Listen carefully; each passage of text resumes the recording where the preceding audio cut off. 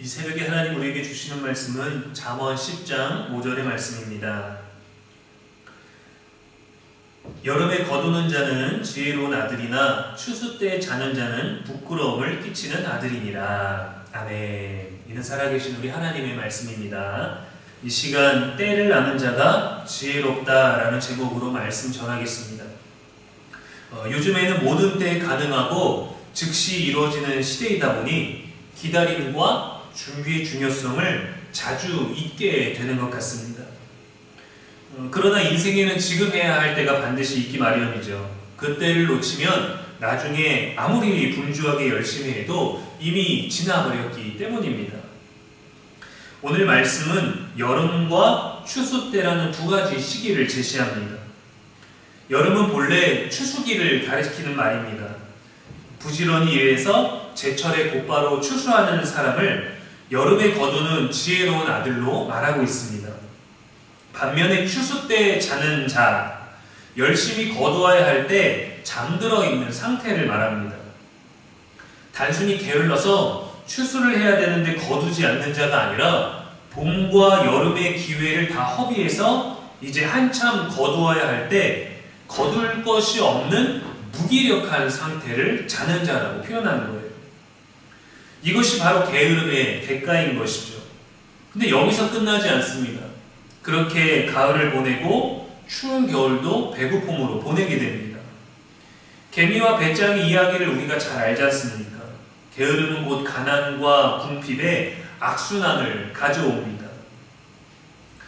게으름은 순간적으로 편안한 것일 수 있습니다. 즐거운 것일 수 있어요.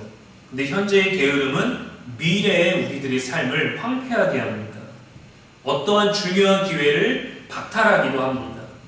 중요한 시험, 면접이 있을 때 어떤 귀찮음, 게으름 때문에 가지 않는다면 미래의 가능성과 기회를 저버리는 것이죠.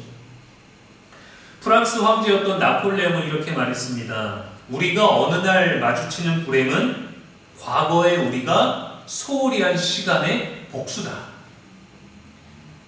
지금의 순간을 게을리하면 언젠가 반드시 대가를 치른다는 걸 강하게 경고합니다.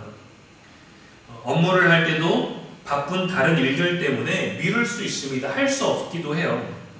그런데 귀찮음이나 게으름 때문에 하지 않고 미루고 쌓이게 되면 더 많은 일들이 누적되어 버리죠. 그럼 더 힘을 내게 되는 것이 아니라 오히려 더 일하기 싫어집니다. 그러므로 성도된 우리는 항상 부지런하여 모든 일에 최선을 다하는 일상이 되어야 합니다. 세상의 삶과 일상과 또 교회에 관련된 신앙의 삶도 우리는 더 살아내야 되기 때문이죠. 바울은 로마서 12장에서 부지런하여 게으르지 말고 열심을 품고 주를 섬기라. 소망 중에 즐거워하며 환난 중에 참으며 기도에 항상 힘쓰며 성도들의 쓸 것을 공급하며 손 대접하기를 힘쓰라 했습니다. 하나님은 일에 대해서만이 아니라 이 세상에서 우리들에게 맡겨진 모든 일에 성실함으로 힘쓰는 성도가 되라는 겁니다. 이것이 하나님 앞에서뿐만 아니라 사람들 앞에서도 수치를 당하지 않고 하나님의 영광을 드러내는 길입니다. 요즘은 식당이나 카페 등 여러 공적인 공간에서 키오스크 등 이전과는 다른 방식으로 결제나 식당이나 카페를 이용하는 방법들로 많이 바뀌었습니다. 현금을 주고받는 거래에서 또 카드로 하고 모바일로 하고 사람 없이도 무인으로 이용하기도 하죠. 더딜지라도 자꾸 배우려고 하면은 익히려고 하는 태도들이 필요합니다.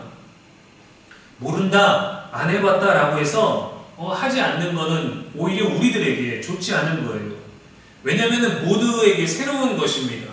젊은이들은 잘한다가 아니라 젊은이들은 그것을 시도를 계속하고 자주 이용하기 때문인 거죠. 어른들은 자주 이용하지 않기도 하지만 자주 이용하지 않기 때문에 계속 안 하려고 하다 보니까 그냥 어디를 가도 그것만 보면 싫은 거예요. 자주 이용하는 것과 이용하지 않았던 차이만 있을 뿐이지 다 할 수 있습니다. 우리가 찬송가도 자주 부른 찬송은 은혜가 되고 익숙하고 혼자 을조릴 수 있지만 처음 부르는 찬송가가 있기도 합니다. 가사도 잘 안 들어오고 부르기도 어려운 낯선 경우가 있어요. 주일 예배 때마다 집사님께서 찬송을 골라주시면 저도 모르는 찬송가가 나옵니다. 그래서 찬송가가 어떤 찬송가인지 다 악보를 보고 들어도 보면서 내가 아는 건가, 불러봤나, 부르지 못했나를 확인하면서 이 찬송가를 외울 때까지 하루 종일 들어요. 그리고 또 불러봅니다. 피아노로 게이름 쳐가면서 불러봐요. 안 불러본 찬양이라고 예배를 위해서 선곡한 찬양을 바꾸지 않습니다. 제가 부를 수 있을 때까지 그 찬양을 익힙니다. 선곡자의 영성도 있기 때문에 예배를 위해서 배워야 되는 거예요. 일의 크고 작음의 문제가 아닙니다. 작은 일에도 열심으로 부지런히 할 수 있고 큰 일에도 게으를 수 있습니다. 나중에 하자, 준비되면 하자, 더 중요하게 배우게 될 때 하자, 이런 마음으로 미루다 보면 준비할 모든 때들을 놓치게 되는 것이죠. 하나님이 주시는 기회는 언제나 지금입니다. 지금 움직이는 사람에게 하나님의 기회가 열립니다. 지나가는 것에도 연연하지 말고 다가오는 것에도 두려워하지 마십시오. 그리고 기억하십시오. 기회는 영원하지 않습니다. 기회가 있을 때 순종하고 회개하고 사랑하고 용서하고 힘써야 합니다. 신앙도 마찬가지죠. 회개의 때가 지나면 마음이 굳어지고 죄에 대해서 무뎌질 수 있어요. 영적 감각을 상실합니다. 보라, 지금은 은혜 받을 만할 때요, 지금은 구원의 날이로다 했어요. 지금 믿음의 씨앗을 뿌리십시오. 오늘 기도의 열매를 위해서 애쓰십시오. 기름을 준비한 처녀는 신랑을 맞이할 수 있었지만 준비하지 못한 이들에게는 문이 닫혀버렸어요. 인생에는 다 때가 있습니다.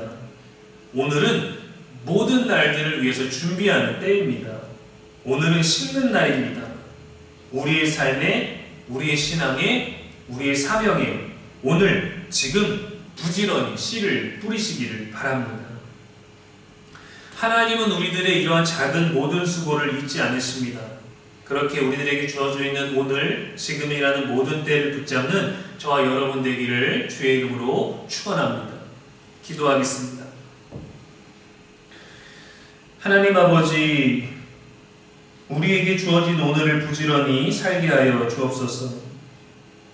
기회의 때를 놓치지 않고 믿음의 열매를 풍성히 거두는 인생 되게 하시고, 게으름이 아니라 순종으로 하루를 시작하며 주의 때에 부끄러움이 아니라 기쁨으로 서게 하여 주옵소서.